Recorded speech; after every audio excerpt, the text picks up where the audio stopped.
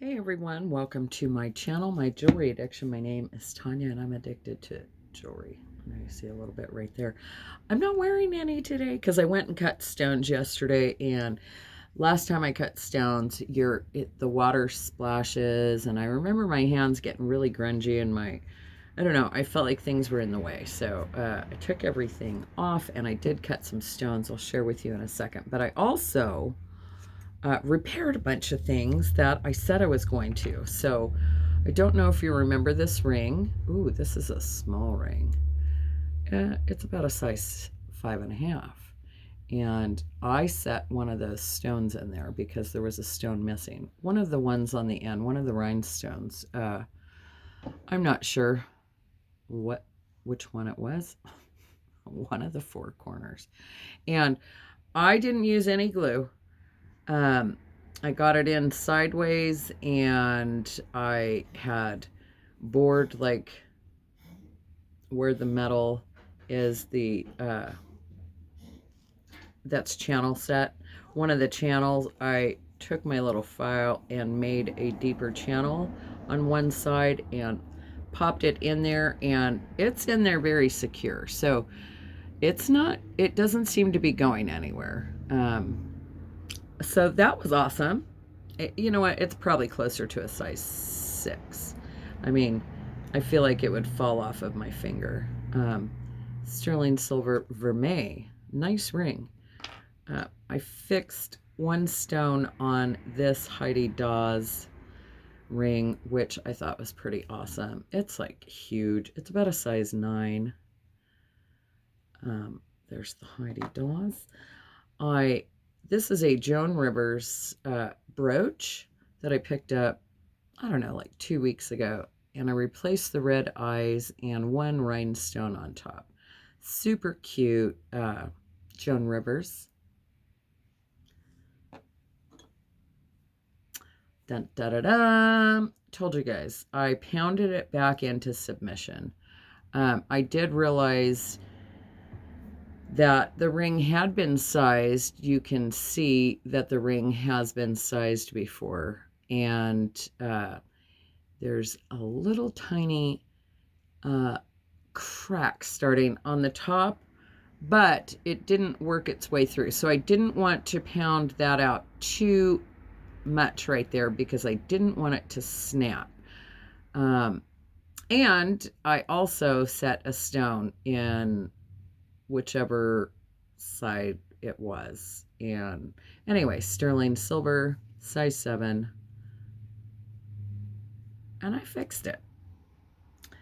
Yippee-ki-yay. What else did I do?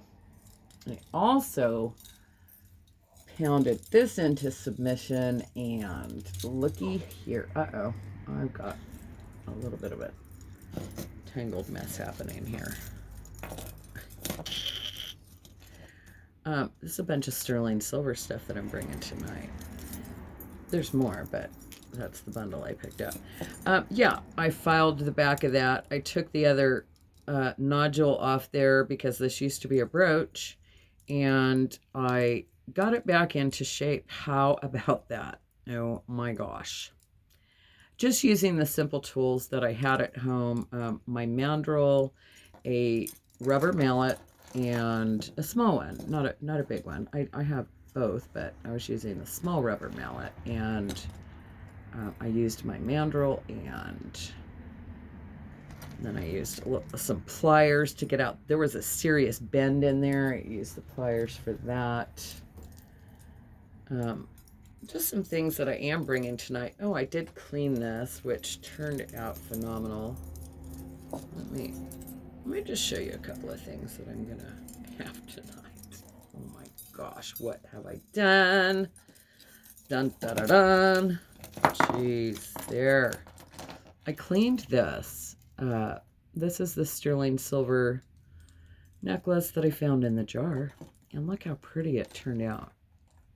It's a triple strand with rhinestones. Very cute. And I had found a few chains, so I threw a few pendants on some of the chains that I found. That's a big old honker amber right there. Honker, hunka, hunka burning love. This is an old glass bead. Pat gave this to me a long time ago, and someone thought it was beautiful enough to put and set into sterling silver, and that is super pretty. It's on both sides. You can, and I know it's a bead because I actually have a couple beads like that.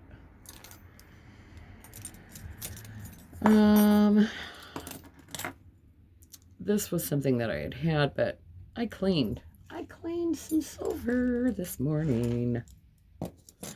This came out of my closet. Not my closet, my jewelry box. I looked for a couple things that I just don't wear anymore. And I had purchased this. This was my first purchase ever on YouTube from Makeup Zombie. And it's pretty fantastic. But I haven't worn it in almost, gosh, I haven't worn it in so long. It's Tusco. It's beautiful. It's a cross. It's coral. Or it could be something else. I mean, it could be like a jasper of sort. I'm not 100% sure. But it's gorgeous and I love it. And oh yeah, I also fixed this. I showed you guys the sterling silver ring that I wasn't sure if there was pearls missing or what was really going on. And so I started playing with it, and I had some real pearls, so I popped some in there just to see. And I thought, yeah, I think that's more like what it was supposed to be. So I actually glued them in there and cleaned up the ring, and it's pretty fantastic. I think that's about a size 6. Pretty awesome. Yep. And when I did clean this, and I turned it upside down because I think it shows much better. It's a beautiful piece of amethyst, and someone wire wrapped it, and it's gorgeous. Beautiful purple. And back to the rock thing. So I wanted to slice that agate, and the only way to get this in the machine is to glue it to this piece of wood, let it sit for 24 hours, and then this will get clamped in, and then the saw blade can slice this like so.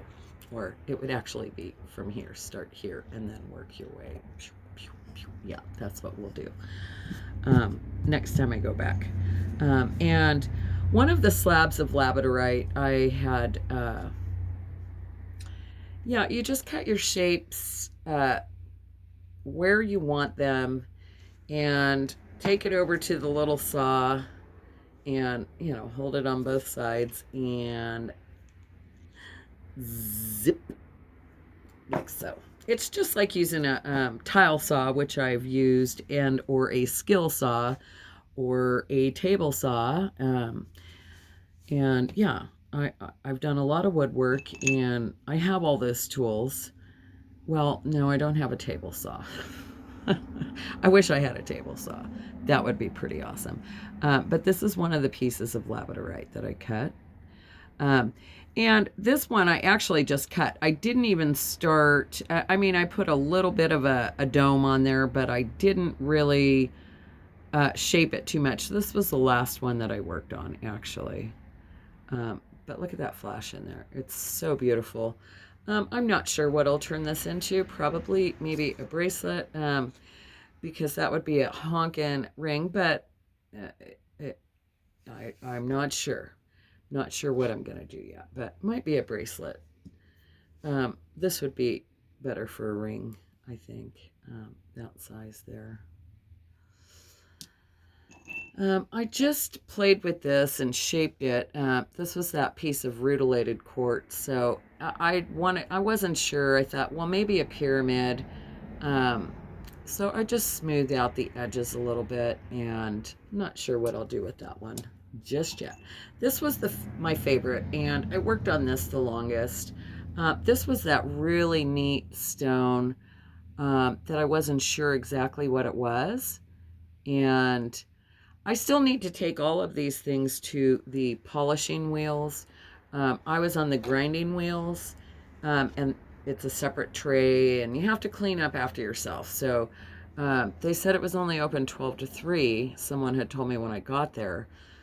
So I, yeah, like 2:40, I started cleaning up my station, and I never went to the other side of the wheels to polish everything. So, but this had the most beautiful rainbows in it. And I know it's not coming across very clear, but, and it's the prettiest bluish purple.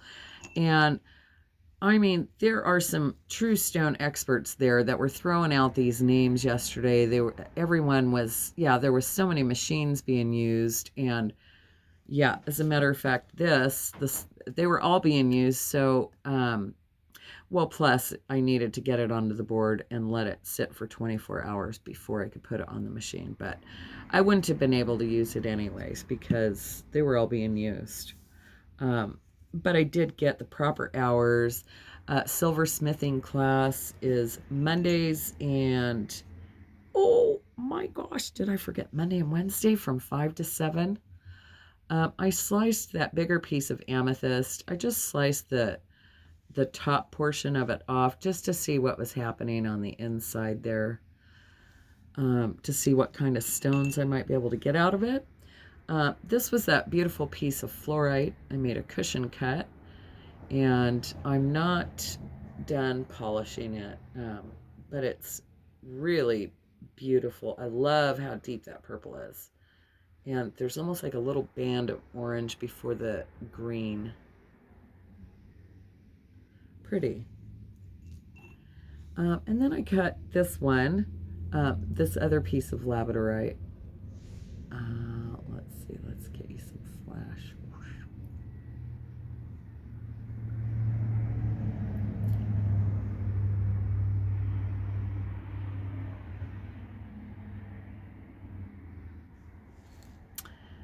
And yeah, that's what I cut. Oh, and I tried to cut this one.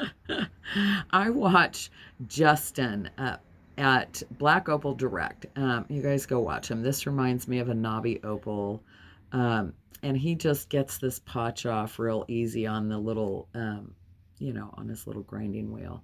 And I tell you what, I don't know if I need a much stronger grit or what, but this, whatever is on here, is so hard.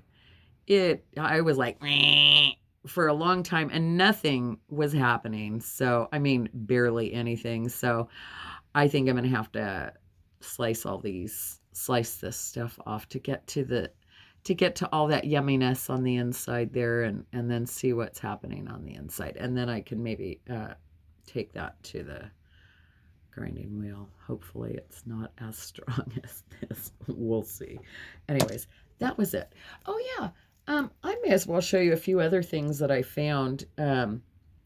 This is Baribi limited edition. It's absolutely beautiful. Look at that guilloche enameled backside there.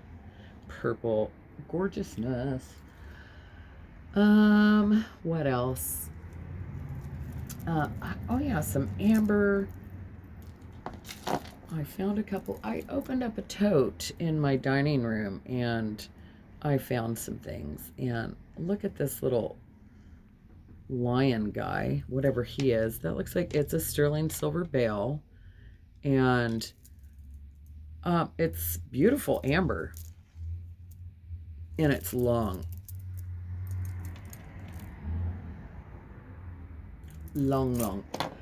And then there was a few other pieces of amber that I found in this thing. It was like a hippy dippy trippy, there was like some wood beads in there and stuff like that. I believe this is real amber, and only because of, like, I don't know. I'm no amber expert, but this looks like real amber to me.